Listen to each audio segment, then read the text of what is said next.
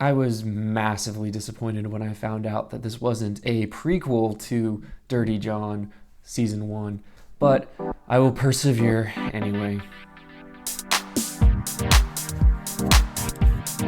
Dirty John, the Betty Broderick story. It's moved from Bravo to USA, and it's got a whole new cast. They've basically gone the anthology route, and this time the story is set in the 80s, and it's the story of a perfect Southern California blonde wife, played by Amanda Peet, and she's the mother of four, and she repeatedly refuses to accept reality when her husband, Dan, takes up with his beautiful young assistant, Linda.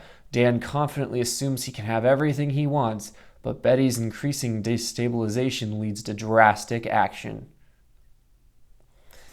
So before I get into my thoughts on the first two episodes of Dirty John, the Betty Broderick story, which aired on USA last night, I just want to say that if you're interested in seeing my weekly reviews of this and other shows and of new shows as they come out, I highly recommend subscribing to the channel. And if I say anything that you appreciate, please give me a like. I always appreciate that as well. So these episodes entitled No Fault and The Turtle and the Alligator, I think they give a pretty good indication of where this story is going. I think that it's interesting because, thematically, this is very similar to the first season, but otherwise it doesn't have a whole lot in common. And it's kind of it's one of those efforts to tap into an existing IP with a second season that really doesn't have any reason to be titled Dirty John other than that there's already a Dirty John show existing. And it's interesting because whereas the first season, if you haven't seen it, you might like it, you might not, but I think it is worth checking out if it sounds appealing to you because it's somewhat interestingly done.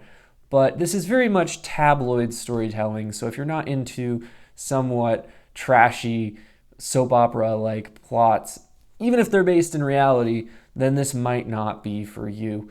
But the first season, while that was showing one woman being gaslit by one man, I would say that this season is interested in how women in general are gaslit by men, and how, in particular, the women of the 80s, they gave up everything for their husbands. They supported them. They put themselves out there. They helped them get through college, and then they didn't get anything in return for it. And Betty Broderick, played by Amanda Peet here, she's an interesting character. I think that it's going to be a challenge for this show as it goes forward to continue developing her, because I think they've already shown how crazy she can get in the first two episodes to such an extent that I just don't think there's a whole lot of room for escalation. And we already know in the first two episodes where this is going, even if you weren't already aware of how the true story ends, which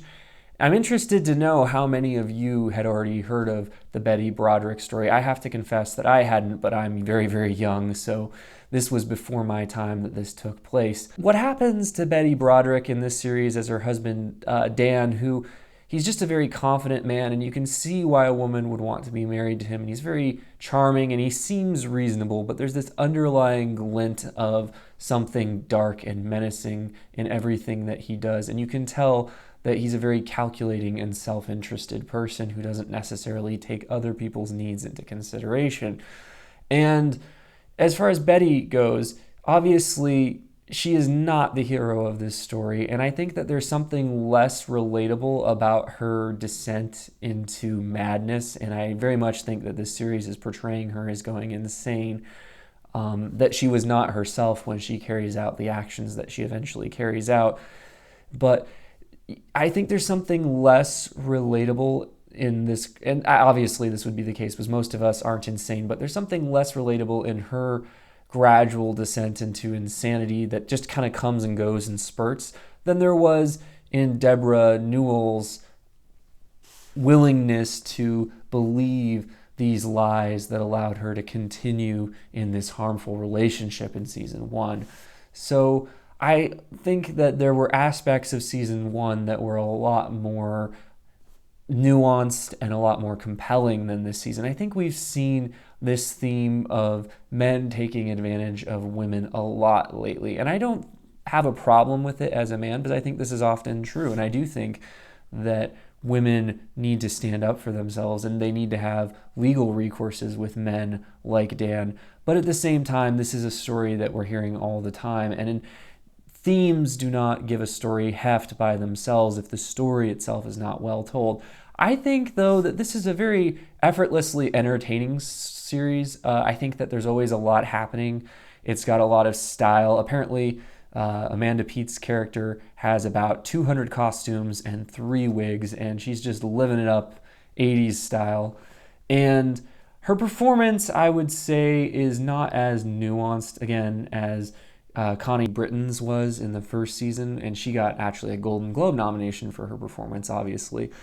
And I think she's very, very fun to watch, though. Very, very entertaining, very, very attractive, and kind of unhinged. It's kind of funny because the first season I felt like they did a really good job finding actors that looked like their real life counterparts, but here the actors don't look anything like their real life counterparts. Just a side note. Now, Christian Slater is very chilling as the husband. I think that he oozes a lot of steady charm and charisma, but as I said, you can see that underlying layer of menace.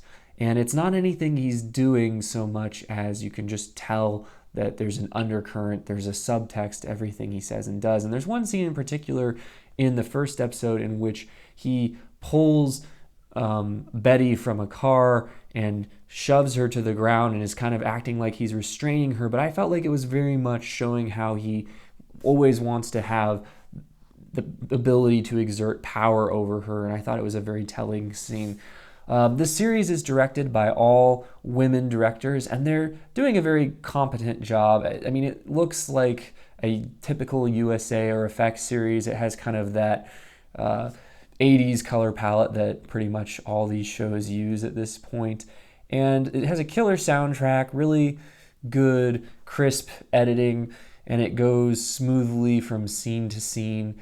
I think that there's some narrative trickery going on that I think is weakening the story. And I feel like, like the first season, I feel like this seems very elongated past what it really needs to be, because while a lot of interesting things happen, I don't think it has enough material for the 8 episodes I believe that it's going to go to.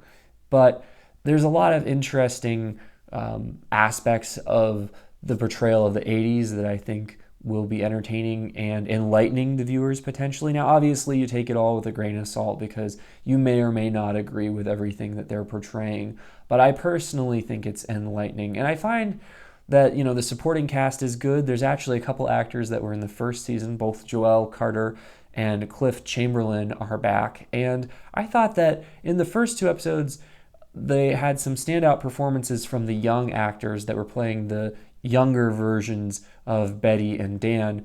Tiera Skovbye as young Betty, I thought was very, very good. I did question why this character was so acquiescent and kind of a passive suffering victim in the past. I do think that they're going to eventually fill in some gaps and show how Betty became so forceful in the present as opposed to the past when she really just went along with whatever Dan said.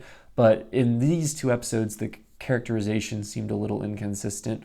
And young Dan, played by Chris Mason, again, doesn't bear much resemblance to the real Dan, but he did a very good job of mimicking Christian Slater and integrating it into his performance.